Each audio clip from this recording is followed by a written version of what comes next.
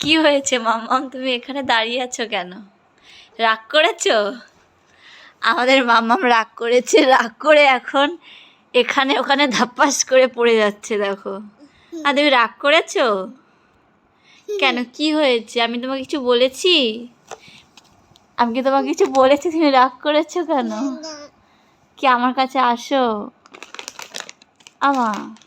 মা এটা ধরে না। দিদিরা কোথায় গেছে? দিদি কই? নেই? কোথায় গেছে দিদি? ঘুরু করতে গেছে? এ বাবা, তোমাকে নেয়নি? জানো দিদিরা কোথায় গেছে? দিদিরা মায়াপুর ঘুরতে গেছে, তোমাকে নেয়নি। তুমি যখন ঘুমিয়েছিলে তখন না দিদিরা চলে গেছে। বাবা, তোমাকে নিয়ে যায়নি? আসলে বকে দেবে দিদিকে, দাদাকে, মাসিকে। হ্যাঁ, কিরকম বকা দেবে? পাপ। শোনো শোনো, যখন দিদিরা চলে আসবে, তখন দিদিরা যখন ঘুমাবে, বাবা আর আমি আর তুমি ঘুরতে যাব। দিদিদের বলবো না। হ্যাঁ হ্যাঁ, দিদিদের নেবা ঘুরতে?